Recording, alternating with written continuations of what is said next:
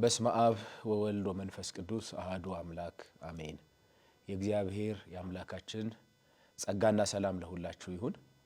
የተወደዳችሁ የእግዚአብሔር ቤተሰቦች በዚህ ሰዓት ይህንን ዝግጅት የምትከታተሉ በያላችሁበት ስፍራ ሁሉ የእግዚአብሔር ጸጋ ይብዛላችሁ። እንደምን ሰንብታችኋል? እግዚአብሔር አምላካችን ስለማይነገር ስጦታ ሁሉ ለዘላለም ስሙ የተባረከ ይሁን። ዛሬም እንደገና በቃሉ ዙሪያ የምንሆንበት ፈቃዱን የምናውቅበትን ተጨማሪ እድል እግዚአብሔር ስለሰጠን ከምሕረቱ የተነሳ ይሄ ሁኔታ ስለበዛልን እግዚአብሔር እናመሰግናለን። ዛሬ የእግዚአብሔር ቃል አንስተን ቃሉን እንጫወታለን። እስከ ዝግጅታችን ፍጻሜ ድረስ አብራችሁን በመሆን የእግዚአብሔርን ፈቃድና ምክር እንድትከታተሉ በእግዚአብሔር ፍቅር እንጋብዛችኋለን።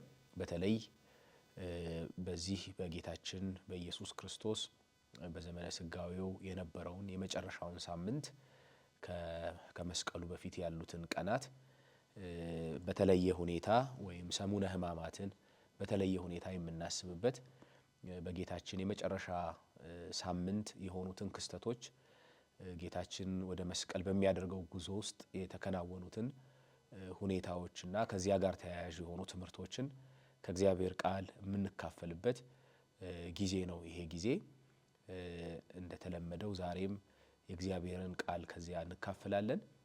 ሁላችሁም መጽሐፍ ቅዱሳችሁን በመያዝ የእግዚአብሔርን ቃል አብረን እንድንካፈል በእግዚአብሔር ፍቅር እየጋበዝናችሁ እንግዲህ ዛሬ ቆይታ የምናደርገው በማቴዎስ ወንጌል ምዕራፍ 21 ቁጥር 12 ጀምሮ እስከ 17 ባለው የእግዚአብሔር ቃል ክፍል ላይ ነው።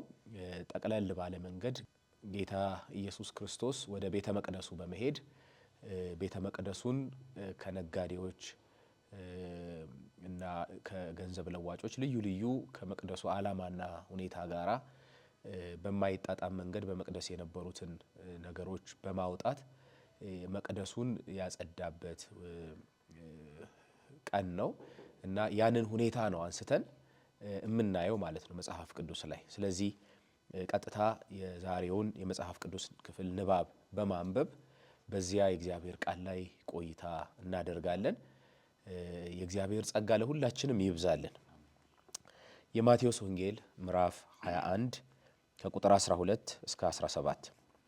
ኢየሱስም ወደ መቅደስ ገባና በመቅደስ የሚሸጡትንና የሚገዙትን ሁሉ አወጣ። የገንዘብ ለዋጮችንም ገበታዎች፣ የርግብ ሻጮችንም ወንበሮች ገለበጠና ቤቴ የጸሎት ቤት ትባላለች ተብሎ ተጽፏል፣ እናንተ ግን የወንበዴዎች ዋሻ አደረጋችኋት አላቸው። በመቅደስም ዕውሮችና አንካሶች ወደ እርሱ ቀረቡና ፈወሳቸው። ነገር ግን የካህናት አለቆችና ጻፎች ያደረገውን ድንቃድንቅ በመቅደስም ሆሳዕና ለዳዊት ልጅ እያሉ የሚጮኹትን ልጆች ባዩ ጊዜ ተቆጥተው እነዚህ የሚሉትን አትሰማምን አሉት። ኢየሱስም እሰማለሁ፣ ከሕፃናትና ከሚጠቡት አፍ ምስጋናን ለራስህ አዘጋጀህ የሚለውን ቃል ከቶ አላነበባችሁምን አላቸው። ትቷቸውም ከከተማ ወደ ቢታንያ ወጣ፣ በዚያም አደረ። የእግዚአብሔር ስም ለዘላለም የተባረከ ይሁን። እንግዲህ ይሄ ታሪካዊ ክስተት በጌታ ኢየሱስ ክርስቶስ የመጨረሻው ሳምንት ከምናነሳቸው ሁኔታዎች፣ ታሪኮች መካከል አንዱና ዋነኛው ነው። በጣም ብዙ ነገር ይዟል በውስጡ። በተለይ ከዚህ ከሆሳዕና ተብሎ በተለምዶ ከሚታወቀው ታሪክ ጋር ተያያዥ ሆኖ የቀረበ የእግዚአብሔር ቃል ሐሳብ ነው። ጌታ ኢየሱስ ክርስቶስ ለመጨረሻ ጊዜ ወደ ኢየሩሳሌም ያደረገውን ጉዞ ነው የሚያስቃኘው። እንግዲህ በተለይ ለፋሲካ በዓል በተደጋጋሚ ጌታ ወደ ኢየሩሳሌም ይሄድ እንደነበረ ቅዱሳት መጻሕፍት ሁሉ ይናገራሉ። ይሄኛው የፋሲካ በዓል ጉዞ ግን የተለየና ደግሞ ጌታ የመጣበትን ዓላማ ለመፈጸም የሄደው ነው። እስቲ ይሄንን ጌታ ወደ መቅደስ የሄደበትን ሁኔታ ጀምረን ትንሽ የዚህ የጌታ ወደ ኢየሩሳሌም የሄደበትንም ታሪክ አያይዘን ብናነሳው፣ ምክንያቱም ታሪኩ ተያያዥ ስለሆነ እሱ እንደ መንደርደሪያ ይሆነናል። ከዛ ጋራ በማያያዝ ጌታ ወደ መቅደስ የመጣበትን ሁኔታ ማንሳት ጥሩ ነው። እንግዲህ ይሄኛው ጉዞ ጌታ ለመጨረሻ ጊዜ የፋሲካው በግ ራሱ የፋሲካን ለማክበር የሄደበት ለመታረድ ነው እየቸኮለ ያለው።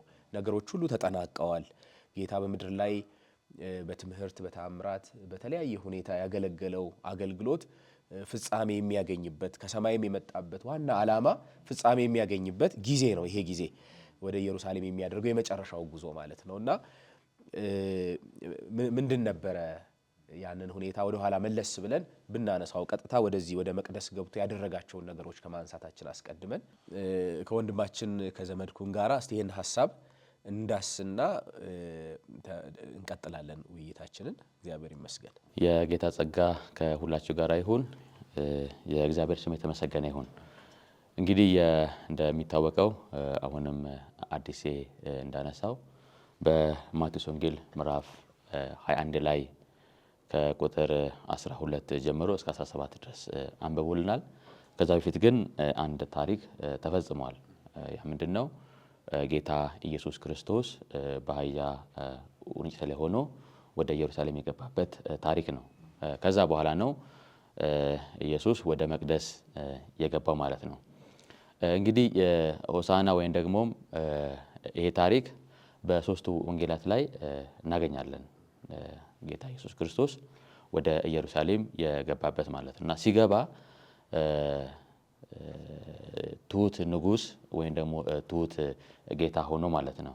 ብዙ ጊዜ እንደሚታወቀው አህያ ወይም ደግሞ ሰዎች ወይም ንጉሶች ተዋግተው ሲመለሱ ወደ ከተማ የሚገቡባት እንስሳ ነች እንጂ እንደ ድል አድራጊ ወይም ደግሞ እንደ ተዋጊ ሆኖ እንደ ተዋጊ እንስሳ ሆኖ አይደለም የምንመለከተው አህያ ማለት ነው። ሁልጊዜ ጦርነት የምንመለከተው በፈረስ ነው። ንጉስ በፈረስ ሄዶ ይዋጋል። ድል አድርጎ ደግሞ ሲገባ ደግሞ ወደ ከተማው የሚገባው እንደ ድል አድራጊ ሲገባ ደግሞ የምንመለከተው በአህያ ላይ ሆኖ የሚገባው ማለት ነውና ጌታም የሰላም ንጉስ መሆን ማሳያ ነው እንጂ ከጦርነት የተያዘ ሁኔታ አይደለም። ጌታ ወደ ኢየሩሳሌም ሲገባ ማለት ስለዚህ ይሄ ጌታ ደቀ መዛሙርቱን ልኮ ደቀ መዛሙርቱ ደግሞ ያችን ውርንጭት ይዘው መጥቶ በዛ ተቀምጦ ወደ ኢየሩሳሌም ገባ። በዚህ ታሪክ የምንመለከተው ጌታ ኢየሱስ ክርስቶስ ትሁት ንጉስ ወይም ደግሞ የሰላም ንጉስ መሆኑን የምናይበት ክፍል ነው። ስለዚህ ወደ ኢየሩሳሌም ሲገባ ኢየሱስ መመልከት ያለብን እንደምነው ከተባለ ትሁት ወይም ደግሞ የሰላም ንጉስ እንደሆነ በዚህ ክፍል ውስጥ መመልከት እንችላለን ማለት ነው።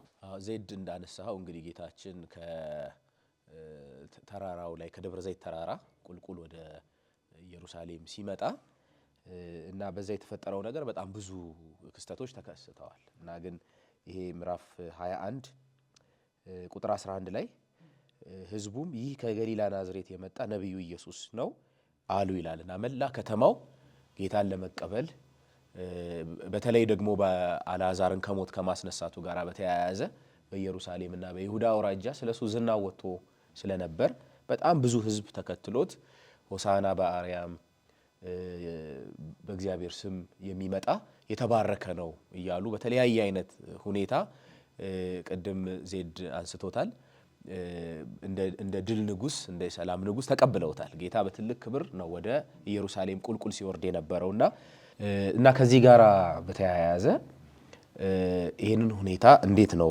የምናየው? ምክንያቱም አመጣጡ በራሱ የተጠበቀበት መንገድ አለ። ይነግሳል ተብሎ የተጠበቀበት መንገድ አለ። በተለይ የካህናት አለቆችና ፈሪሳውያን የህዝቡ ራስ የሆኑት አንድ ስጋት ገብቷቸዋል። በተለይ ከሮማውያን ጋራ ያጋጨናል የሚል ከፍተኛ ስጋት ገብቷቸዋል እና ከህዝቡ ጋር በተፈጠረው አለመግባባት ወይንም እሱን የሚጠብቁበት መንገድ እና እሱ እየሄደበት ያለው መንገድ አልተገናኘም። ይሄ ታላቁ መተላለፍ ነው። በተለይ ከእስራኤል ህዝብ ጋራ በተያያዘ ከመሲሐቸው ጋራ ከሚጠብቁት ከሚናፍቁት ጌታ ጋራ እንዴት አርገው እንደተላለፉ እናያለን። ግን ጌታ ወደ መቅደስ በቀጥታ ሲሄድ በተለይ እዛ ቦታ ላይ አሁን ዛሬ እንደውም በደንብ ማንሳት ያለብን ክፍሉም የሚናገረው እስራኤል መቅደሱ የመቅደሱ ካህናት እና ከዚያ ጋር የተያያዘው ነገር ምን አይነት ከመንፈሳዊነት ጎሎ እንዳለ እንደውም ትልቁ የመተላለፋቸው ምክንያት ያ እንደሆነ ያሳያል። እንግዲህ ስለ መቅደሱ ብዙ የእግዚአብሔር ቃል ይናገራል። ብሉያት መጻሕፍት በአጠቃላይ ይናገራሉ። አንዱ ዋና ነገር ነው። ከብሉይ ኪዳን ስናነሳ ከምናነሳቸው ጭብጦች መካከል አንዱ የእግዚአብሔር መቅደስ ነው። ያ መቅደስ በእስራኤል መካከል ረጅም ታሪክ አለው እና ጌታ ወደዚያ መቅደስ ጉዞ አደረገ በቀጥታ ማለት ነው። ታዲያ በመቅደስ ውስጥ የነበረው ሁኔታ ምን ይመስል ነበረ? አንዱ እሱን በደንብ እንድናየው ያስፈልጋል፣ ክፍሉም የሚናገረው ስለሆነ። እግዚአብሔር አምላካችን ስሙ ለዘላለም የተባረከ ይሁን። በእንዲህ አይነት ሁኔታ በፊት ሆነን ቃሉን እንድንካፈል እግዚአብሔር ጸጋውን አቅሙን ስለሰጠን ስሙ ለዘላለም የተባረከ ይሁን። እንግዲህ ጌታችን ኢየሱስ ክርስቶስ ወደ ኢየሩሳሌም በአህያ ውርንጫ ተቀምጦ ከመግባቱና ከዛም ደግሞ እሱ የፈጸማቸውን ነገሮች ነው እየተመለከትን ያለ ነው እና ይሄ ጌታ ቅድም እናንተ ወንድሞች እንዳላችሁት ወደ ኢየሩሳሌም ከመግባቱ ጋር በተያያዘ በቀጥታ የገባው ወደ መቅደሱና ከዛም ደግሞ በመቅደስ ውስጥ ያለውን ነገር አይቶ ወይም ተመልክቶ የፈጸመውን ክስተት ነው እየተመለከትን ያለ ነው። እንግዲህ ስለ መቅደሱ ስናስብ ወይ ደግሞ መቅደሱን ስንመለከት አንድ በዋናነት የምናየው ደግሞ የምናስተውለው ነገር አለ። እንግዲህ መቅደስ እንደምታውቁት እግዚአብሔር የሚመለክበት እዛ ቦታ መቅደሱ የመኖሩ ወይም ደግሞ የመቀመጡ ዓላማ ሕዝቡ እግዚአብሔርን እንዲያመልክ፣ እግዚአብሔር እንዲከበርበት፣ ሕዝቡና እግዚአብሔር እንዲገናኙበት እግዚአብሔር ዓላማ አድርጎ ያስቀመጠው የአምልኮ ማዕከል እንደሆነ ይታወቃል። ለምሳሌ ራሱ የእስራኤል ሕዝብ በግብፅ እያለ እግዚአብሔር ሙሴን ወይም በሙሴና በአሮን አማካይነት ሕዝቡን ከግብፅ ባርነት ሲያወጣ የማውጣቱ ዓላማ በግልጽ ተናግሯል። ሕዝቤ ያመልከኝ ዘንድ ልቀቅ ነው። ስለዚህ እግዚአብሔር ያንን ሕዝብ የፈለገው ለአምልኮ ነው ማለት ነው እና ያ ሕዝብ ደግሞ ከግብፅ ወጥቶ ከ40 ዓመት በላይ ያንን ምድረ በዳ ሲያቋርጥ በዛ ምድረ በዳ ምንድነው ሲያደርግ የነበረው ስንል ያው እግዚአብሔርን ሲያመልክ ነው። ራሱ መቅደሱን ሲሰራ እኮ እግዚአብሔር በመካከላችሁ አደር ዘንድ መቅደሱን ስሩልኝ ነው ያለው።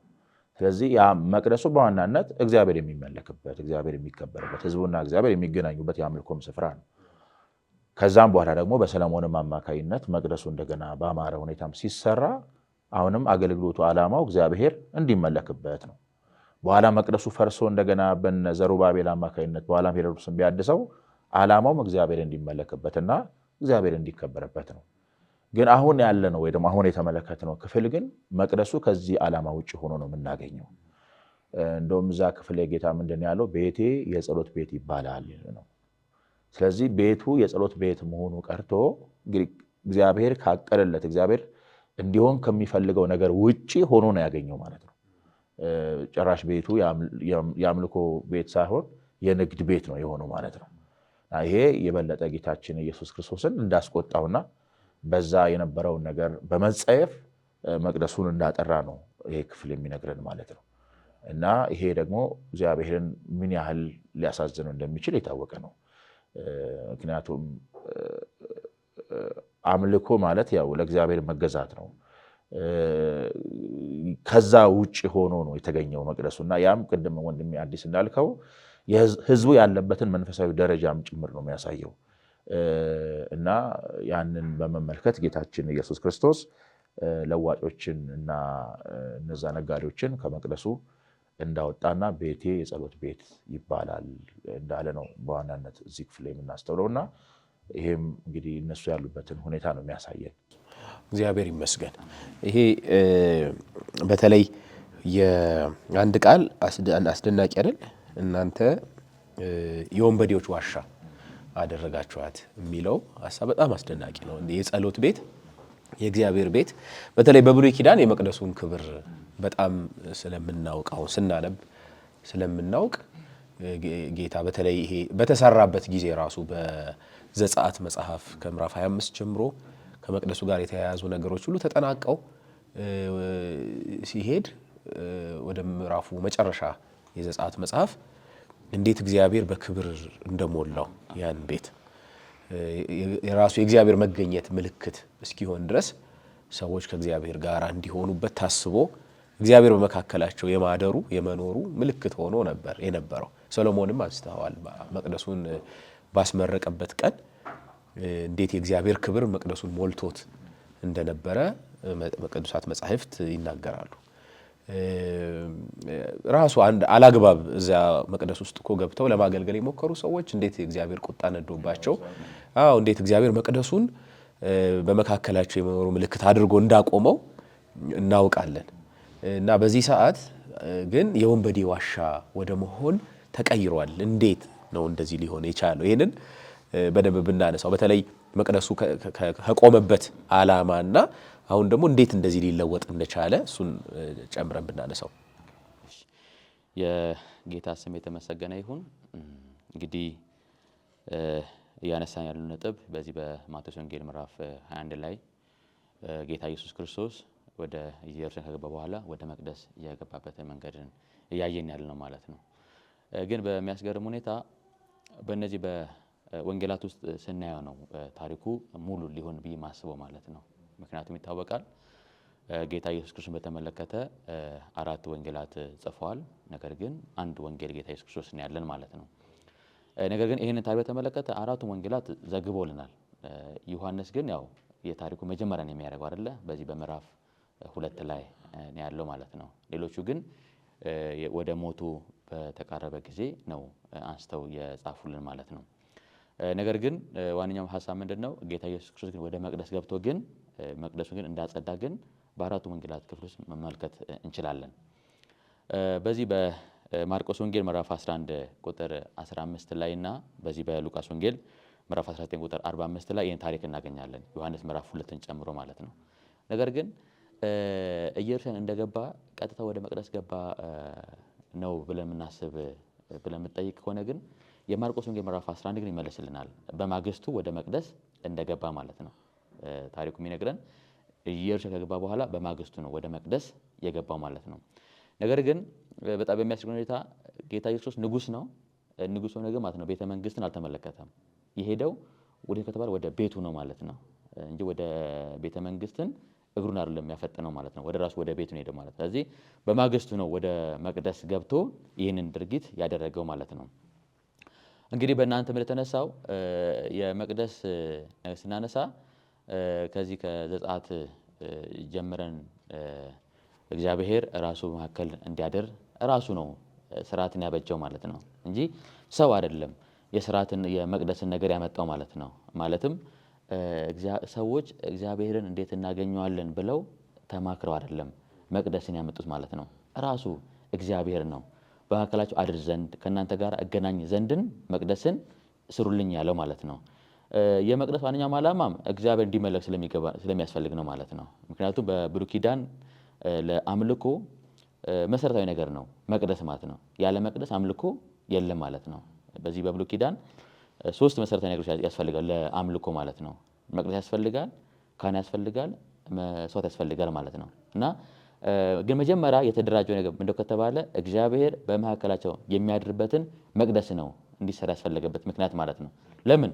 የሚመለከው ራሱ እግዚአብሔር ስለሆነ ማለት ነው። ስለዚህ የሚመለከው እግዚአብሔር የሚያድርበት የሚገኝበትን ስፍራ እግዚአብሔር መመስረትና ማቋቋም አለበት ማለት ነው። ስለዚህ መቅደስን ራሱ እግዚአብሔር ነው የመሰረተው ማለት ነው እንጂ በሰዎች ወይም ደግሞ በተመረጠው በእስራኤል ሕዝብ የመጣ ጥያቄ አይደለም ማለት ነው። ስለዚህ እግዚአብሔር በቃ መቅደስን ስሩልን ብሎ ራሱ አንድ የጸጋ መንገድ ነው የመቅደስ ራሱ እንዲሰራ ያደረገበት እግዚአብሔር ምክንያት። ከዛ በኋላ ነው እንዳንዳንድ ሰለሞንም አለ ዘሩባቤልም እነዛ ሂደቶችን እንመለከታለን ማለት። ስለዚህ መቅደስ እግዚአብሔር የሚመለክበት እግዚአብሔር ደግሞ ማለት ነው የሚገኝበት ስፍራ ነው በብሉይ ኪዳን ሐሳብ ማለት ነው። ስለዚህ ይሄ ያለ ነው። ነገር ግን በዛን ጊዜ የነበሩት እስራኤል መንፈሳዊ ውድቀታቸው የምንመለከተው ማለት ነው በመቅደስ ውስጥ ንግድን ሲሰሩ እንመለከታለን ማለት ነው። እና በዚህ በመቅደስ ውስጥ ሲሸጥ የነበረው ነገር ምንድን ነው ካልን የማቴዎስ ወንጌል የሚነግረን አንድ ነገር ነው። ነገር ግን የዮሐንስ ወንጌል ግን የሚነግረን 2 ነገሮችን ይጨምራል ማለት ነው። በዚያ በተለይ በማቴዎስ ወንጌል ላይ እርግቦች እንደሚሸጡ ይነግረናል። አንድ ደግሞ አለ ገንዘብ ለዋጮችን እንመለከታለን ማለት ነው። በዮሐንስ ወንጌል ደግሞ ማለት ነው 2 ይጨምራል፣ በጎችና በሬዎችን ይጨምራል ማለት ነው። ስለዚህ እንግዲህ አሁን በመቅደሱ ይሸጣሉ ስንል ያው መቅደሱ ውስጡ አይደለም አይደል? ይሄ የአሕዛብ አደባባይ የሚባለው ነገር ግን ከመቅደሱ አንዱ ክፍል ነው የአሕዛብ አደባባይን አልፈን ነው ወደ ቀጣዩ ክፍል የምንገባው። ስለዚህ እኒህ ሰዎች ስራቸውን የሚሰሩበት ክፍል የትኛው ከተባለ ከመቅደሱ አንደኛው ክፍል የሆነው የአሕዛብ አደባባይ ነው ሲሸጡ የነበረው ማለት ነው። ስለዚህ ምን ይሸጣሉ? በግ ይሸጣል፣ በር ይሸጣል፣ ድጋሜ ደግሞ ወፎች፣ እርግቦች ይሸጣሉ ማለት ነው። እኔ ሶስቱን ለምን እንደው በዛ አካባቢ ይሸጡ ከተባለ ለአንድ ነገር ነው አይደለ? ያም ለመስዋዕት ነው ማለት ነው። ሰዎች ወደ መቅደሱ መጥተው መስዋዕት ሊያቀርቡ ሲፈልጉ እነዚህን እንስሳቶችን ከአሕዛብ አደባባይ ላይ ገዝተው ይሸጣሉ ማለት ነው።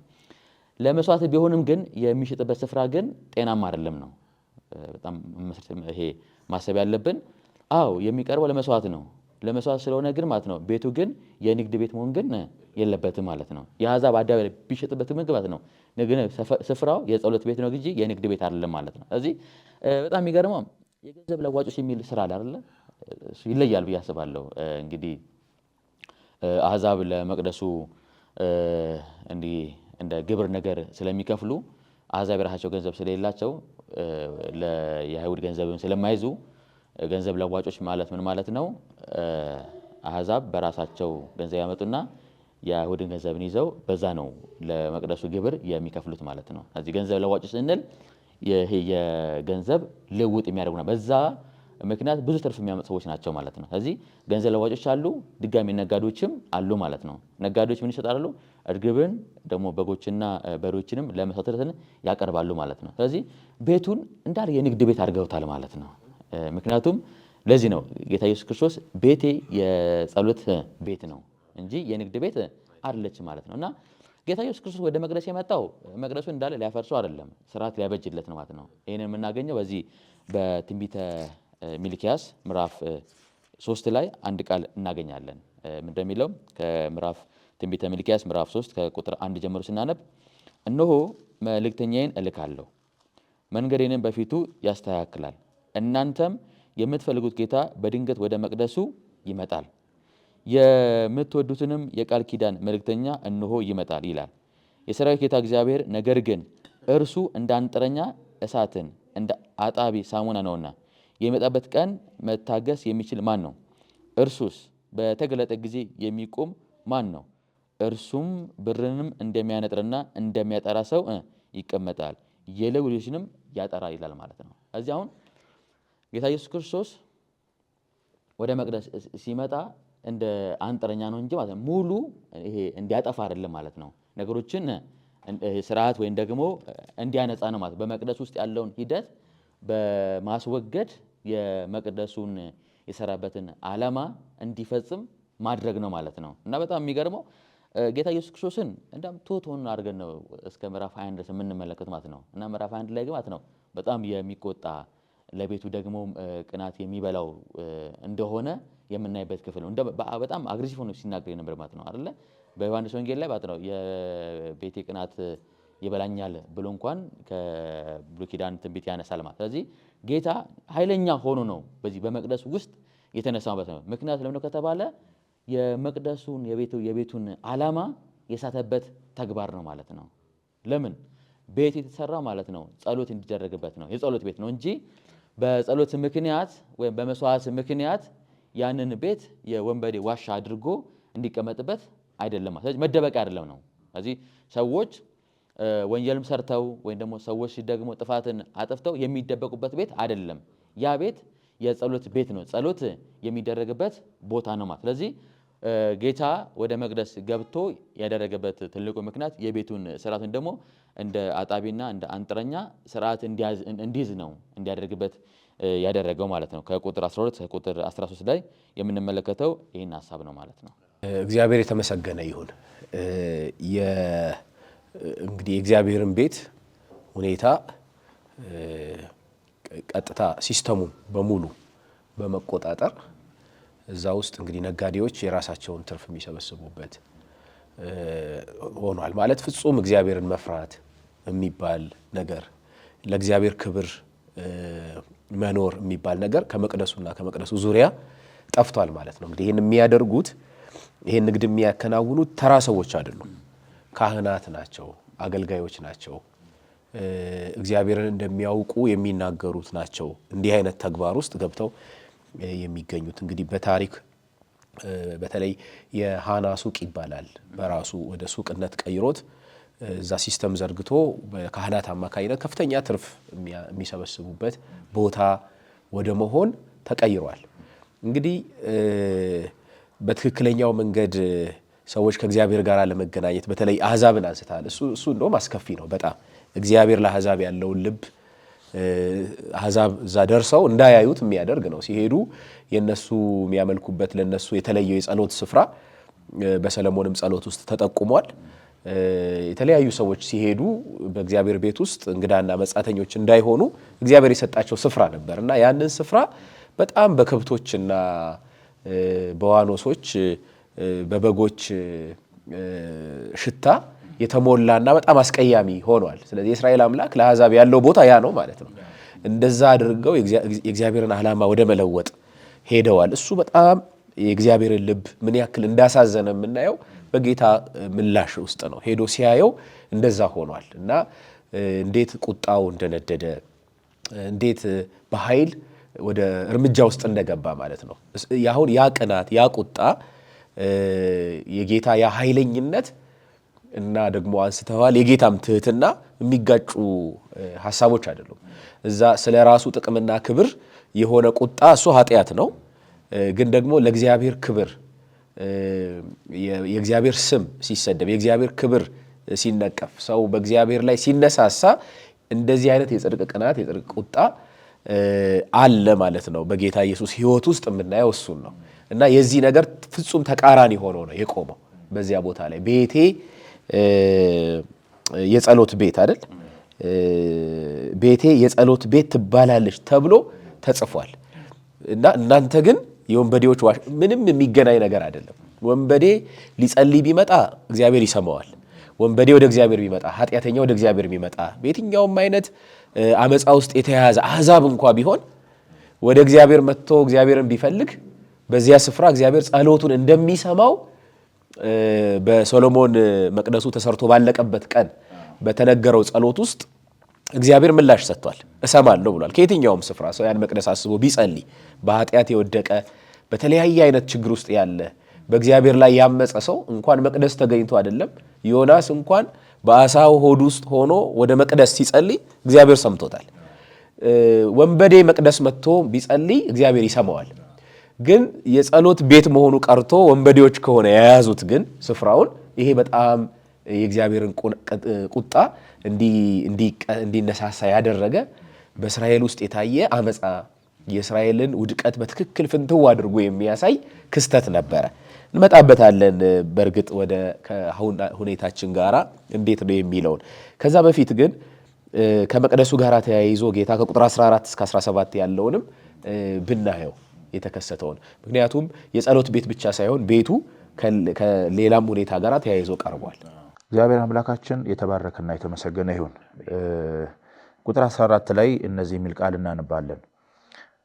በመቅደስም ዕውሮችንና አንካሶችን ወደ እርሱ አቀረቡና ፈወሳቸው። ነገር ግን የካህናት አለቆችና ጻፎች ያደረገውን ድንቅ በመቅደስም ሆሳዕና ለዳዊት ልጅ እያሉ የሚጮሁትን ልጆች ባዩ ጊዜ ተቆጥተው እነዚህ የሚሉትን አትሰማምን አሉት። ኢየሱስ መስማትን እንሰማለው ከሕፃናትና ከሚጠቡት አፍ ምስጋና ለራስህ አዘጋጀ የሚለውን ቃል ከቶ አላነበባችሁትም ይላል። ስሙ የተባረከ ይሁን። እንግዲህ ቅድም እንዳልነው የመቅደሱን ክብር መቅደሱ የተሰራበት ዓላማ ከዛም ባሻገር ደግሞ በዛ መቅደስ ውስጥ እግዚአብሔር የሚመለክ ቤቱ የጸሎት ቤት ነው። ማንኛውም ሰው ቢጸልይ እግዚአብሔር ልመናውን የሚሰማበት ቦታው ለአይሁድም ብቻም ሳይሆን እግዚአብሔር አሕዛብም እዛ ቦታ ላይ ቢጸልዩ የእነሱን ጸሎት የሚሰማበት ቦታ ነው። ግን እነሱ ተገፍተዋል። ቦታው የንግድ ቦታ ሆኗል። ቤቱ የጸሎት ቤት ቢሆንም ማለት ነው። ግን እንዳልነው የጸሎት ቤት ብቻም ሳይሆን አሁን ባነበብነው ቃል መሰረትም ደግሞ ቤቱ ሰዎች የሚፈወሱበት፣ በእርግጥ ሰዎች የሚፈወሱበት ስንል ፈዋሹ እዛ ስላለ ነው። ራሱም ጌታችን እኮ በሉቃስ ወንጌል ምዕራፍ 4 ላይ እንደተናገረ የእግዚአብሔር መንፈስ በእኔ ላይ ነው ለድሆች ወንጌልን እንሰብክ ዘንድ፣ ለታሰሩት መፈታትን፣ ለዕውሮች ማየትን፣ የተጠቁትን ነፃ አውጣ ዘንድ፣ የተወደደችውን የጌታን ዓመት እሰብክ ዘንድ ልኮኛል ስለሚል የተላከበት ዓላማ ዕውሮች እንዲበሩ፣ ዕውሮች እንዲበሩ ስንል በእርግጥ ይሄኛው አይን ብቻ አይደለም፣ የልባችንም አይኖች እንዲበሩ ጌታ ይሄንንም የሚያበራ የሥጋ አይንንም የልብንም አይን የሚያበራ ሰዎችን ከመንፈሳዊ ስርዓት የሚፈታ ከሥጋዊ ስርዓትም ይፈታል ከአጋንንትም ይፈታል እና ለዚህ የመጣ ጌታ ነውና ይሄንን በዚሁ በመቅደስ ውስጥ ጌታችን ኢየሱስ ክርስቶስ እንደፈጸመ እንመለከታለን። ምክንያቱም ቅድም ብለናል፣ መቅደሱን መቅደስ ያደረገው በዋናነት የእግዚአብሔር መገኘት ነው፣ የእግዚአብሔር ክብር ነው። ኢየሱስ ክርስቶስ ደግሞ የእግዚአብሔር ክብር ነው። ፈዋሹ ያንን ተአምር የሚያደርገው በዛ መቅደስ ውስጥ አለ እና ጌታችን ኢየሱስ ክርስቶስ ያንን አደረገ። ግን በጣም የሚገርመው ሰዎቹ ግን ይህን ተቃወሙ አይደል? ተአምራት ማድረጉን ብቻም ሳይሆን ሕፃናት ቅድም ዘመድኩን እንዳለው ኢየሱስ ክርስቶስ ወደ መቅደስ የገባው ማክሰኞ ቀን ነው። ማነው? ሰኞ ቀን ነው። ሆሳዕና በአርያም ተብሎ እየተዘመረለት የገባው ደግሞ መቼ ነው? እሑድ ቀን ነው። ግን ሕፃናት በእሑድ ቀን የተዘመረውን ዝማሬ እንደገና በመቅደስ ውስጥ ደገሙት ማለት ነው። ሆሳዕና ማለት አሁን አድን ማለት ነው እና ይሄንንም ሲናገር ሰዎቹ ተቃወሙ። እነዚህ ሕፃናት የሚሉትን አትሰማም ወይ አሉ ማለት ነው። እና ቅድም እንዳልነው ሰዎቹ ያሉበት መንፈሳዊ ደረጃ ማለት ነው። እንግዲህ ምሽት ሰው ቅድም እንዳልነው ወንበዴ እዛ ቢመጣ እግዚአብሔር ልመናውን ይሰማል። ወንበዴ ወደ እግዚአብሔር መቅደስ የሚመጣ ይፈወሳል፣ ከእግዚአብሔር ጋር ይገናኛል ማለት ነው። ግን ሰው እግዚአብሔር ቤት ውስጥ ግን ሆኖ ግን ወንበዴ ከሆነ በጣም አደገኛ ነው እና ይሄ እያለ መጥፋት እንደማለት ነው። ይሄ በጣም እነሱ ያሉበትን ድንዛዜ ነው የሚያሳየው እና ይህንን ተቃወሙ ማለት ነው። ያደረገውን ተአምር እና የሕፃናቱን ዝማሬ ሰምተው በነገሩ ደስተኞች አልነበሩ ማለት ነው። ሰው ደግሞ እግዚአብሔር በሚያደርገው ነገር ደስተኛ መሆን ካልቻለ ከእግዚአብሔር ጋር ተለያይቷል ማለት ነው። ከእግዚአብሔር ጋር ያለው ግንኙነት ጤናማ አይደለም ማለት ነው። ምክንያቱም ሰው ከእግዚአብሔር ጋር ያለው ነገር ጤናማ ከሆነ እግዚአብሔር ባደረገው ነገር በእግዚአብሔር በሆነው ነገር መደሰት አለበት አይደለም እና ሰው ሲፈወስ እያዩ አንካሳው ሲፈወስ እያዩ ከዛም ደግሞ እነዚህ ይሄ ጡት እንኳን ያልጣሉ እነዚህ ሕፃናት ሆሳዕና በአርያም ለዳዊት ልጅ እያሉ ሲዘምሩ መስማታቸው ሊያስደስታቸው ይገባ ነበር። ግን ተቃወሙ። ጌታ ግን ምንድን ነው ያለው? በመጽሐፍ እንዲህ ተብሎ የተጻፈውን ቃል አላነበባችሁም ነው ያላቸውና ይሄ የመቅደሱን ሁኔታ ብቻም ሳይሆን ሰዎቹ ያሉበትን መንፈሳዊ ሁኔታም ጭምር የሚያሳይ ነው እና በዚህ መቅደስ ውስጥ ጸሎት ብቻም ሳይሆን ዝማሬም ሰምተናል፣ ሆሳዕና በአርያም ለዳዊት የሚል። ከዛም ባሻገር ደግሞ ጌታችን ኢየሱስ ክርስቶስ ፈውሷል ማለት ነው፣ ድንቅ ነገር አድርጓል ማለት ነው እና የሰዎቹ ሁኔታ ግን በጣም በጣም በእጅጉ ያሳዝናል ማለት ነው። እግዚአብሔር ይመስገን። እንግዲህ መቅደሱ የጸሎት ቤት ነው፣ የፈውስና የተአምራት ቤት ነው፣ የአምልኮ ቤት ነው በዚህ ክፍል እንደምናየው። ግን ደግሞ ይህንን ሁኔታ ለውጠው በአመፃ ደግሞ የቆሙ ሰዎች ደግሞ በዚህ አሉ። ተራ ሰዎች ሳይሆኑ መሪዎች የሆኑ እንደዚህ አይነት ሰዎች በዚህ አሉ እና ይሄ ሁኔታ ጌታ ኢየሱስ ክርስቶስን ወዴት ነው የመራው ካልን ትቷቸው ሄደ ነው የሚለው። ልክ ብሉይ ኪዳን ላይ በሕዝቅኤል መጽሐፍ ውስጥ መቅደሱ በከፍተኛ ሁኔታ እንዴት ተበላሽቶ እንደነበረ ለሕዝቅኤል በትንቢት በራእይ አሳይቶታል። ማለት ፍርድ የሚመጣበትን ምክንያት ሲያሳየው በዛ በኮቦሮንዚ ያለ ነቢዩ ሕዝቅኤል መቅደሱን ከፍቶ ነድሎ አሳየው የሚያደርጉትን ነገር እና ለፀሐይና ለጨረቃ ለነ ኮሞሽና አስታሮት ለነ በአሊም እየሰገዱ በመቅደስ ውስጥ እንደዛ የሚያደርጉ ሴቶች ነበሩ በመቅደስ ውስጥ ማለት ነው። እና የእግዚአብሔር ክብር በተለይ በምስራቅ በር በኩል እንዴት እየለቀቀ ሄዶ በደብረ ዘይት ተራራ በኩል አድርጎ የእግዚአብሔር ክብር መቅደሱን ሲተው እስራኤልን ሲተው ያሳይ ነበረ እና ተመሳሳይ ነገር በዚህ ክፍል እሱ ላይ ሊያዝልህና እግዚአብሔር ለሕዝቅኤል ሲናገሩ ከቤት ያርቁኝ ዘንድ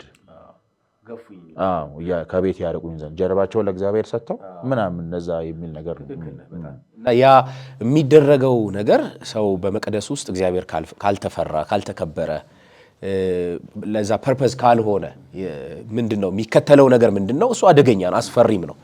ያንን ጌታ ኢየሱስ ትቷቸው ወጣ ይላል። ይሄ በጣም በማርቆስ ውስጥ እንደውም በግልጽ ያን ክፍል ይናገራል። እና እስቲ እንደዚህ አይነት ነገር ሲፈጠር የጌታን ያደረገው ምላሽ ራሱ ስሜቱ ድብልቅልቅ ያለ ነበር። ሁኔታው በራሱ በዚያ ሰዓት ደስታ ነበር፣ መዝሙር ነበር። ከዚህ ከሆሳናው በዓል ጋር ራሱ በተያያዘ ደግሞ እንባም ነበር አይደል? ጌታ ኢየሱስ ያዘን ነበር፣ ያለቅስም ነበረ ኢየሩሳሌምን እያየ። አሁንም መቅደስ ውስጥ ገብቶ የሆነውን ነገርና የሰዎቹ ምላሽ ያን አምልኮ ሲቃወሙ ያንን የሄደበትን ስልጣን ወይንም መቅደሱን ለማጽዳት የሄደበትን ሁኔታ አዎ ልክ አይደለንም ከሚል ይልቅ ይሄንን በማን ኃይል ነው የምታደርገው፣ በማን ስልጣን ነው ይሄን የምታደርገው ወደሚል እሱን ወደ መቃወም ነው የመጡት መሪዎቹ ማለት ነው። አንድ ቃል አለ ይሄ አምልኮን እንዲያስቆም ነው። በተለይ የዳዊት ልጅ የሚለው እንዴት በጣም እንዳስቆጣቸው ማየት እንችላለን። ከዛ ጋር የተያያዘ ስለሆነ እና ምን ነበረ የኢየሱስን ምላሽ ከዚህ ጋር አያይዘን እግረ መንገድም በዛው በቀጥታ አሁንስ ካለንበት ሁኔታ ጋራ ከአብያተ ክርስቲያናት ጋራ ከአማኞች ሕይወት ጋራ ይህንን ነገር አያይዘን አንድ ላይ ብናነሳውና እያጠቃለልን ብንሄድ። እንግዲህ የጌታ ስም የተመሰገነ ይሁን። እየተነሱ ያሉት ሀሳብ እንግዲህ ከእግዚአብሔር ቃል አንጻር ነው የተመለከትን ያለ ነው።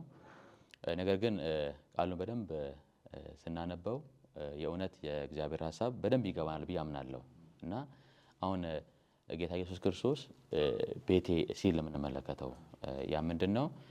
ቤቱ ባለቤት እንዳለው ነው በዚህ ቃል ውስጥ የምናገኘው ማለት ነው አይደለ? የቤቱ ባለቤት ራሱ ጌታ እንደሆነ ማለት ነው እና የቤቱ ባለቤት ጌታ በሆነበት ቤት ውስጥ ግን እሱ እንደተገፋ ነው መመልከት የምንችለው ማለት ነው። ወይም ደግሞ የእሱ የሆነ ነገር ነው ሲጋረድ የምንመለከተው በቤቱ ባለቤቱ ውስጥ ማለት ነው። ያ ምንድነው? ጸሎት ነበረ፣ ንግድ አደረጉት። ጸሎትን ወደ ንግድ ቀየሩት። ሁለተኛ ደግሞ ቤቱ ፈውስ የሚደረግበት ቤት ነው። በጣም በሚያስደንቅ ሁኔታ በዚህ በሳሙኤል መጽሐፍ ውስጥ ዳዊት እንኳን ወደ ጽዮን በሚወጣበት ሰዓት አንካሶች ሰዎችን ወይም ደግሞ አካል ጉዳይ ሰዎችን ከመቅደስ እንዲያርቅ እንመለከታለን። ሲያርቅ ማለት ነው። እንዳውም ከዳዊት ጋር አነጻጽ ብንመለከተው ዳዊት በሽተኞችን ደግሞ አካል ጉዳተኞችን ሲያርቅ፣ ጌታ ደግሞ በመቅደሱ ደግሞ ሲፈውስ እንመለከታለን። ስለዚህ የቤቱ ባለቤት የሆነው ጌታ በቤቱ ውስጥ ደግሞ ማለት ነው ለሰዎች ፈውስን ሲሰጥ የምንመለከትበት ክፍል ቅድም ተነስቷል ማለት ነው። በተጨማሪም የጌታ ኢየሱስ ክርስቶስና የካህናት አለቆች አንድ ኮንፈረንስ ንግግር ነበረ። ያ ምንድነው? ለጌታ ኢየሱስ ክርስቶስ አምልኮ ወይም ደግሞ ዝማሬ ሲቀርብ ተቃውሞ ሲነሳ እንመለከታለን ማለት ነው። አሁንም ይሄ የሆነው እኮ በቤት ውስጥ ነው፣ በራሱ ቤት ውስጥ ነው አይደለ? አምልኮ የተገባው ወይም አምልኮ የቀረበለት በእነሱ ስፍራ ሳይሆን በራሱ በቤት ውስጥ ነው ማለት ነው። ስለዚህ ነገር ግን ያንን ዝማሬ ያንን አምልኮ ግን ማለት ነው ሲቃወሙ እንመለከታለን ማለት ነው። በሌላ ቋንቋ አምልኮ መቃወም ያው ጌታን መቃወም ነው በሌላ ቋንቋ ማለት ነው። ምክንያቱም እነሱ ጌታንም ስላልተቀበሉት ማለት ነው አይደል? መሲህ እንደሆነ አልተቀበሉትም። የሰላም ንጉሥ ወደ ኢየሩሳሌም ሲገባ ሕፃናትም ሲዘምሩለት እንመለከታለን ማለት ነው። በጣም በሚያስደንቅ ሁኔታ ሕፃናት ጌታ መሲሁን አይሁን አይረዱ አላውቅም፣ ነገር ግን ዝማሬ ሲያቀርቡለት እንመለከታለን ማለት ነው። ሕፃናትም ጨምሮ ማለት ነው። ስለዚህ አምልኮ የሚቀበለው ጌታ ነው። በሌላ ቋንቋ ዝማሬ የሚገባው ጌታ ነው ማለት ነው። ስለዚህ ዝማሬ መከልከል ማለት በሌላ ቋንቋ አንተ ጌታ ወይ መሲህ አይደለም ማለት ነው። ያው ልጅነቱን ይክዳሉ ማለት ነው። ስለዚህ አይ ዝማሬ የሚገባው ማነው ማለት ነው? የዳዊት ልጅ ሆነው ጌታ ኢየሱስ ነው ማለት። ስለዚህ ዝማሬውን ተቀበሉ ማለት አሁን ዝማሬውን እንዲዘምሩ መፍቀድ ማለት ምን ማለት ነው? እርሱ ጌታ ነው የዳዊት ልጅ ነው የሚለውን ነገር እያጎላሉ ማለት ነው። ስለዚህ በሌላ ቋንቋ አንተ የዳዊት ልጅ አይደለም ከማለት ይልቅ አይ አንተ ለአንተ ዝማሬ አይገባህም ነው። ስለዚህ ልጅ የዳዊት ልጅነቱን ወይ ንጉሥ መሆኑ ወይ ጌታ መሆኑን በዚህ ነው ማስቆም ደግሞ ይሄ መከላከል የፈለጉት ማለት ነው። እዚህም ጌታም ይመልሳል። የሚመልሰው አይ ነው እናንተ ይሄንን አላነባችሁም ብሎ ይመልሳል ማለት ነው። እዚህ መልስ የመለሰላቸው ማለት ነው። እዚህ በቤቱ ውስጥ የፈወሰው ጌታ ነው፣ የራሱ ቤት ነው። በቤቱ ውስጥ ዝማሬ ተቀብሏል፣ ምክንያቱም የቤቱ ባለቤት ራሱ ጌታ ነው ማለት ነው። እዚህ በዚህ ክፍሎች ውስጥ ይሄን እውነት እናገኛለን ማለት ነው። ነገር ግን ታዲያ በዚህ ታሪክ ውስጥ አሁን ላለንበት ዘመን ወይም አሁን ላለንበት አማኞች ወይም ደግሞ አሁን ላለንበት ቤተክርስቲያን የሚነገር እውነት ምንድን ነው ካልን በዚህ ክፍል ውስጥ ሁለት ቁጣ እንመለከታለን። አንደኛው የጌታ ቁጣ ነው፣ ሁለተኛ ደግሞ የካህናቱ ቁጣ ነው ማለት ነው። ሁለቱም ተቆጥቷል እኮ ጌታም ተቆጥቷል፣ ካህናቱም ተቆጥቷል ማለት ነው። ነገር ግን የሁለቱን ቁጣ ግን መለየት አለብን። የጌታ ኢየሱስ ክርስቶስ ቁጣ ከቤቱ ቅናት የተነሳ ነው ማለት ነው። ምክንያቱም በመቅደሱ ውስጥ የሚደረገውን ድርጊት ጤናማና በጎ ስላልሆነ በዛ ምክንያት ተቆጥቶ ቤቱን አጸድቷል ማለት ነው። ስለዚህ ቅናት አለው ማለት ነው። እና ይሄንን ቅናት ስንመለከት ጌታ የቀናው ለቤቱ ነው፣ ለቤቱ ነው ማለት ነው። ወይም በሌላ ቋንቋ በዛ የሚደረገው ነገር እግዚአብሔር የማያስከብር ስለሆነ ለእግዚአብሔር ክብር ጌታ ቀንቷል ማለት ነው። አሁን ከጌታ የምንማረው አሁን ላለንበት ዘመን ቅናት በጣም በጎ ነው። ቅናት በጣም በጎ ነው። ነገር ግን ደግሞ የምንቀናው ለእኛ ክብር አይደለም ነው። መቅናት ያለብን ለእግዚአብሔር ክብር ነው ማለት ነው። ሁልጊዜ እግዚአብሔር የማያስከብር እግዚአብሔርን ደስ የማያሳይ ነገር ሁሉ በቤት ውስጥ በቤተ ክርስቲያን ውስጥ ሲደረግ መቆም ያለብን ከእግዚአብሔር አንጻር ነው ማለት ነው። እኛ ሰዎችን አሁን የምንመለከተው ከሰው ጎን አይደለም መቆም ያለብን፣ ሁልጊዜ መቆም ያለብን ከእግዚአብሔር ጎን ነው ማለት ነው። ለምን? እግዚአብሔርን የሚያስከብረው ነገር ደስ የሚያሰኝ ነገር ከሰው ወገን በመቆም ሳይሆን ከእግዚአብሔር አንግል በመቆም ነው ማለት ነው። አሁን ተመልከቱ፣ መልከታችን ከያሬድ ወገን ከሆንን እግዚአብሔር ያስከብር አላስከብር ሌላ ጥያቄ ነው። ሁልጊዜ ግን ከእግዚአብሔር ወገን ከቆምን ግን ማለት ነው ሁልጊዜ እግዚአብሔር የሚያስከብር ነገር ነው። ለምን? እግዚአብሔር በማይበት መንገድ ነው እኛ መመልከት ያለብን ማለት ነው። ስለዚህ ጌታ ኢየሱስ ክርስቶስ የቆመበትን አንግል ነው እኛ መቆም ያለብን። ከምን? ከእውነት አንጻር ነው ማለት ነው። ስለዚህ በቤት ውስጥ በእግዚአብሔር ቤት ውስጥ ማለት ነው ወይ ደግሞ አሁን ባለው በቤተ ክርስቲያን ውስጥ ልንቆም የሚገባው ማለት ነው ከእግዚአብሔር እውነት አንጻር ነው ማለት ነው። ለምን? እግዚአብሔር ደስ የሚያሰኝ ነገር ሁሉ የምናደርገው ከእግዚአብሔር ጎን ስንቆም ብቻ ነው ማለት ነው። ስለዚህ የምንቀናው ከኛ አንጻር አይደለም። የምንቀናው ከማን ከተባለ ከእግዚአብሔር አንጻር ነው ማለት ነው። ሁለተኛው ቅናት የካህናት አለቆች ቅናት እንመለከታለን። ተቆጥተው አንተ እንደዚህ አይገባህም፣ ዝማሬ አይገባህም ደግሞ ዝም አስብላቸው ሲሉ እንመለከታለን። እነሱም ተቆጥተው ነው ማለት ነው፣ ቀንተው ነው ማለት ነው። ስለዚህ እኛ ከካህናት ወገን ሆነን የምንቆም ከሆነ ለእግዚአብሔር የሚገባው ነገር በመተው ነው የምንሄደው ማለት ነው። ስለዚህ ከእግዚአብሔር የሆነውን ነገር ደግሞ እንድንተው የሚያደርገን ከሰው አንግል ወይም ከሰው ጎን ስንቆም ብቻ ነው ማለት። ስለዚህ ቤቱ የእግዚአብሔር ቤት እስከሆነ ድረስ ልንቆምም ልንቀናም የሚገባው ከማን አንጻር ከተባለ ከጌታ አንጻር ነው ማለት። ስለዚህ የመጀመሪያውን የምንረዳው ቅናት መቅናት አለብን። ለእግዚአብሔር ካልቀና ማለት ነው መቼም ቢሆን ልንቆጣ ወይም ደግሞ ልንገስጽ አይገባም ማለት ነው። ማለት ነው አሁን ባለንበት ዘመን ውስጥ በቤት ውስጥ ጸሎት ንግድ ሲሆን አይ አገልጋይ ስለማይመቸው ነው ብለን ለአገልጋይ አይደለም የምንቆመው ማለት ነው። ጸሎት ንግድ አይደለም። ጸሎት በቃ በቤት ውስጥ የሚደረግ አንድ አምልኮ ነው ማለት ነው። እዚህ ያን ነገር ማለት ነው በምንም ሊሳበብ ሲገባ አይ ጸሎት ንግድ መሆን የለበትም ብለን መቆም ያለብን። ለምን?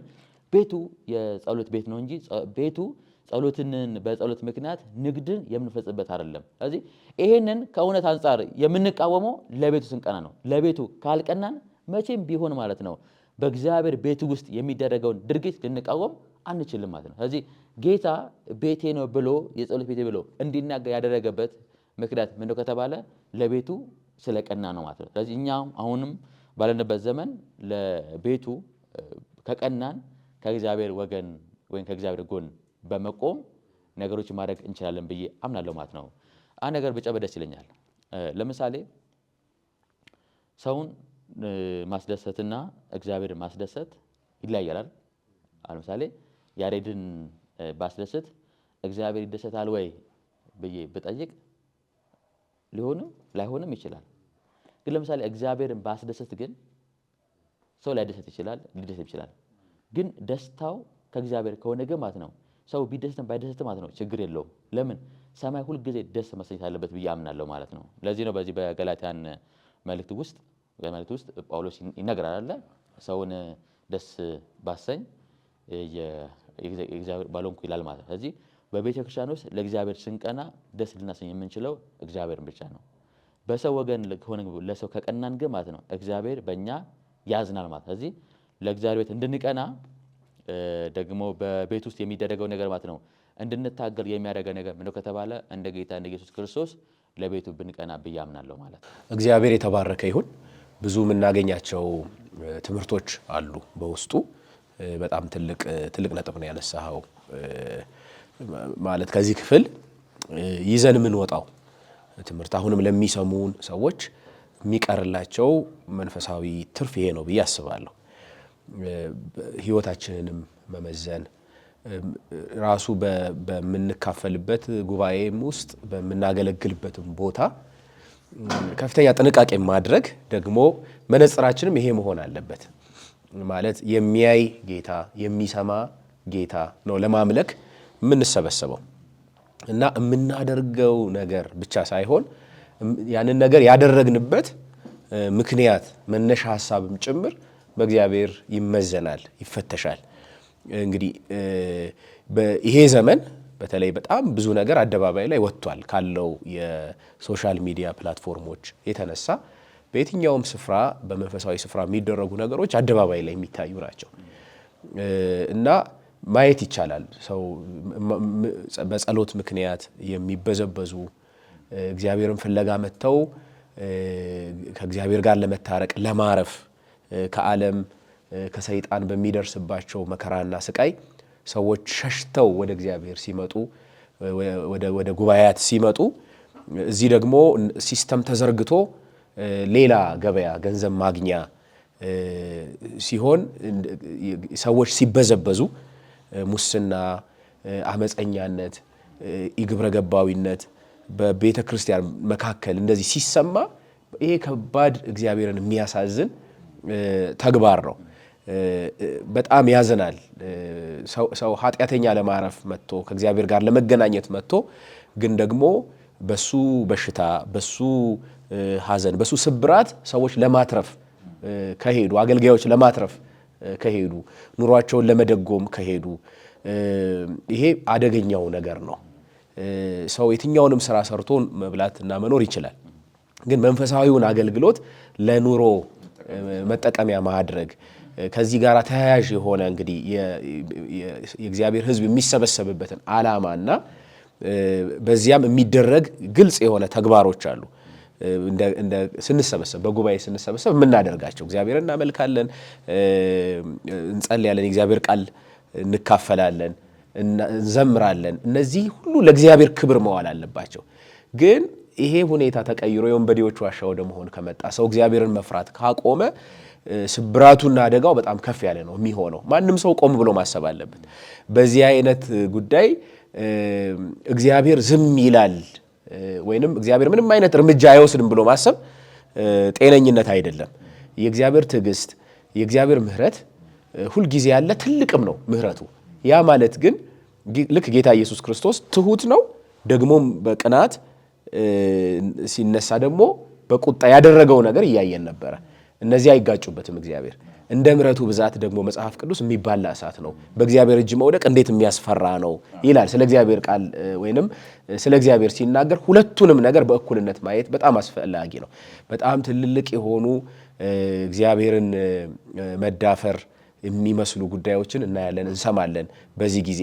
ይህንንም ነገር ራሱ ደፍሮ መናገርም በቅናት ስለዚህ ጉዳይ ከእግዚአብሔር እንዳነሳው ዜድ ከእግዚአብሔር ወገን ሆኖ መቆምም ጭምር በራሱ እንደ አክራሪነት ትክክል እንዳልሆነ እስኪቆጠር ድረስ ሁሉ ለዘብተኛ እንዲሆን የተፈለገ ይመስላል። ግን ከጌታ ኢየሱስ ይሄንን አንማርም። ያሳየን ይሄ ነው። በሕይወታችንም ደግሞ በጉባኤዎቻችንም እግዚአብሔር እኛን ከጠራበትና ከለየበት ዓላማ ተጻራሪ ሆኖ የሚቆም የትኛውንም ነገር በጽድቅ ልንቃወም ከሕይወታችንም ውስጥ ልናስወጣ በጣም ያስፈልጋል። እግዚአብሔር የተባረከ ይሁን።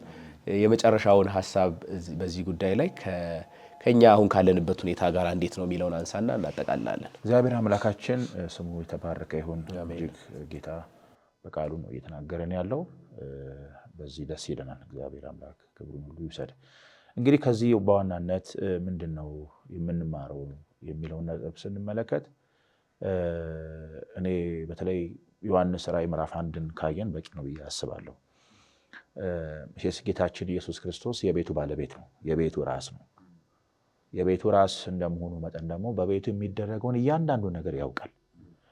ለባለ ራእዩ ለዮሐንስ ሲገለጥለት ለኤፌሶን፣ ለሰምርኔስ ላክ ነው ያለው መልእክቱ ማለት ነው። እና ይሄንን ሲናገር በነዛ ቤተ ክርስቲያናት ውስጥ ጌታችን ኢየሱስ ክርስቶስ ያየውና የተመለከተው ነገር አለ። እንግዲህ ያም ሊናገራቸው ካለው ነገር አንጻር ነው እንግዲህ ያንን መልእክት ጌታችን ኢየሱስ ክርስቶስ የተመለከተው ማለት ነው።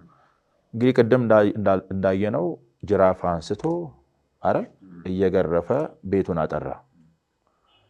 ዛሬም እንደዛ ያደርጋል ጌታ፣ በቤቱ ያንን ነገር ያደርጋል ማለት። እያንዳንዳችን ቅድም አንተም አዲስ እንዳልከው እናመልካለን እንኳን ብንል የሚታየውን ብቻም ሳይሆን ያ አገልግሎት፣ ያ አምልኮ፣ ያ የሚደረገው እያንዳንዱ ነገር በምን ሞቲቭ እንደሚደረግ እንኳን ጌታ ያውቃል ማለት ነው። ከዚህ አንጻር ጌታ በቤቱ የሚደረገውን እያንዳንዱ ነገር በችልታ ይመለከታል ብለን አናስብም፣ ደግሞም እንደዛም አናምንም። ፍርድም ጭምር ስለሆነ ማለት ነው። በእርግጥ እንደሚገባ ከሰራን ዋጋ እንዳለን የእግዚአብሔር ቃል ይናገራል። ደግሞም እንደማይገባ ደግሞም ከሰራን ደግሞ እንደዛው ደግሞ ዋጋ አለው ማለት ነው። እንደው ጴጥሮስ ምንድን ያለው ፍርድ ከእግዚአብሔር ቤት ምን ያደርጋል የሚለው ይጀምራል ነው የሚለው ማለት ነውና አሁን በዚህ ዘመን ያለውን ክርስትና ስንመለከት እጅግ የሚያሳዝን እጅግ ልብ የሚሰብር ቤተክርስቲያን እንዴት ከዓላማዋ እንዴት አፈንግጣ ማለት በቃ እግዚአብሔር ካቀደው ወይም እግዚአብሔር እንዲሆን ከሚፈልገው ውጪ እንግዲህ ሆኖ የምናየው የክርስትናው ዓለም ማለት ነው። ቅድም አዲስ የሚያነሳው ነገር አለ። የእግዚአብሔር ቤት መቼስ በዋናነት ቤተክርስቲያን እዚህ ምድር ላይ ያስፈለገችው ለምንድን ነው? ህብረት ለምንድን ነው ያስፈለገው ብለን ስንመለከት ሰዎች እግዚአብሔር ቃል እንዲማር ነው። ሰዎች እንዲፈወሱ ነው። ሰዎች ነፃ እንዲወጡ ነው። ምክንያቱም ቤተክርስቲያን የምንፈወስባት ቦታ ናት። ቅድም አንስተናል። ጌታችን ሽባዎችን ተረተረ አይደል? ዕውሮችን አበራም ነው። ስለዚህ ሰው መንፈሳዊ ችግሩን የሚፈታበት ቦታ የት ነው? ቤተክርስቲያን ነው። በቅዱሳን ጉባኤ ነው። ምክንያቱም በቅዱሳን ጉባኤ ውስጥ ማን አለ? ጌታ አለ። 2 3 ሆናችሁ በተሰበሰቡ እኔ በመካከላችሁ አለው ስላለ አለ። የሱ በሆኑት ሁሌም በነገራችን ላይ ጌታ ስፍራው የት ነው ስንል የሱ በሆኑት መካከል ነው። የሱ በሆኑት መካከል ደግሞ ካለ ጌታ ካለ ደግሞ መፍትሄ አለ ማለት ነው አይደል? ለየትኛውም ችግራችን ማለት ነው። ለመንፈሳዊም ችግራችን የሚሆን ለስጋዊ ችግራችን ቢሆን ጌታ ምንድን ነው? መፍትሄ ነው ማለት ነው። ግን ጌታ ደግሞ ያንን እንዲሰራ ደግሞ ቤተክርስቲያን ምን ማድረግ አለባት? ዓላማዋን ወይም ደግሞ ስፍራዋን መጠበቅ አለባት። የእግዚአብሔር ቃል በጽድቅ መሰበክ አለበት። አምልኮ በጽድቅ መዘመር አለበት። ጌታ መክበር መቻል አለበት። እኛም ደግሞ ከእግዚአብሔር ክብር አንጻርም ደግሞ ቆመን እሱ በሚፈልገው መንገድ ስናደርግ ጌታ ነገሮችን ሁሉ ምን ያደርጋል? መልካም ያደርጋል ማለት ነው። ግን መሪዎች ሆነን ፊት ለፊት ያለን እኛ እግዚአብሔርን በማያከብር ነገር ነገሮችን ስናደርግ ቅድም ካህናቱ እንደዛ እንዳደረጉት ነው። አሁን መሪዎች ሆነን ቤተክርስቲያን የምናገለግል ምንሰብክ ምንዘምር በመሪነት ደረጃ ያለን ሰዎች እኛ በቃ የእግዚአብሔርን ክብር የማናስቀድም ከዓላማችን ውጭ ስንሆን አይደል? አመፃ ሲበረታ፣ ክፋት ሲበረታ የእግዚአብሔር መንፈስ እኮ ይከለከላል፣ ጸጋው ይከለከላል፣ ኃይል አይኖረውም ማለት ነው። ስለዚህ ምን ይሆናል? አመፃ ይበረታል፣ ክፋት ይበረታል። ቅድም እንዳልነው ሰዎች ለመፍትሄ ቤተክርስቲያን መጥተው አይደል? መፍተው ግን የነሱን ችግር መጠቀሚያ ካደረግነው በጣም አደገኛ ነገር ነው። አንደኛ ማሰብ ያለብን እኮ ጸጋው እኮ ጌታ ነው። ጸጋው የተሰጠው ህዝብ እንድንጠቅም ነው አይደል? እኛ ኑሯችን እንድናደላደልበት ሳይሆን እግዚአብሔር እዛ ጋር ሲያስቀምጠን ለህዝብ መፍትሄ እንድንሆን ነው። ጸጋው የጌታ ነው፣ ህዝቡ የጌታ ነው አይደል? እኛ ምንም አይደለም። ቅድም ጌታም እኮ ብሏል ማንጠቅም ባሪያዎች ነን ስላለ ማለት ነውና ያ መሆን አለበት። ይሄ ካልሆነ ግን ፍርዱ ከባድ ነው። አመፃው ሲበረታ ፍርዱ ከባድ ነውና አሁን ያለው ነገር ስንመለከት እጅጉ ልብን የሚያሳዝን ሆኖ እናገኛለን። ቤተክርስቲያን በቃ ከዓላማ ውጭ ሆና ማለት ነው። በቃ አሁን የምናየው ነገር እጅግ አሳዛኝ ሆኖ እናያለንና መልእክታችንም እንደዛ ነው፣ ለእግዚአብሔር ክብር እንድንቀና። በነገራችን ላይ የኤፌሶን ቤተክርስቲያን መልአክ ሲናገር ጌታ ምንድን ነው ያለው? ስለ ስሜ ስትል ጸንታ አልደከምክም ነው ያለው። ክፎችን እንዳልታገስክ አውቃለሁ ይላል። ለጌታ ስም ካለን ፍቅር የተነሳ ለክብሩ ስንል መቆም መቻል አለብን። ሊብራል መሆን የለብንም፣ ለዘብተኛ መሆን የለብንም። ቅድም አዲስም እንዳልከው ይህን ስንናገር ይሄ ወግ አጥባቂነት፣ ኋላ ቀርነት፣ አልገባሁም እንደመባል አይደለም። ምክንያቱም እግዚአብሔር ያያል ብሎ ወይም እግዚአብሔር የሚፈራ አንድ ሰው የእግዚአብሔር ክብር ሲነካ ለእግዚአብሔር ክብር መቆም አለበት፣ መቅናት አለበት እና ያን ነው የምንማረው ብዬ አስባለሁ። እግዚአብሔር የተባረከ ይሁን። እንግዲህ የዛሬ ውይይታችን ይህንን ይመስል ነበረ። እግዚአብሔር አምላካችን ጸጋ ስላበዛልን እስከዚህ ሰዓት ድረስ ስለረዳን ክብሩ ለእርሱ ይሁን። የእግዚአብሔር ቃል የሆነውን መጽሐፍ ቅዱስ አንብቡ። በእነዚህም ቀናት ይልቁንም ደግሞ ከፍ ባለ ሁኔታ የጌታችን ኢየሱስ ክርስቶስን ወደዚህ ዓለም መጥቶ ስለ መዳናችን የፈጸመውን ታላቅ ስራ በማሰብ በማስተዋል ይህንንም ለሌሎች በመመስከር እነዚህን ቀናት እንድንጠቀምባቸው በእግዚአብሔር ፍቅር አደራ እንላችኋለን። የእግዚአብሔር ጸጋ ለሁላችሁም ይብዛ። የተባረካችሁ ነው።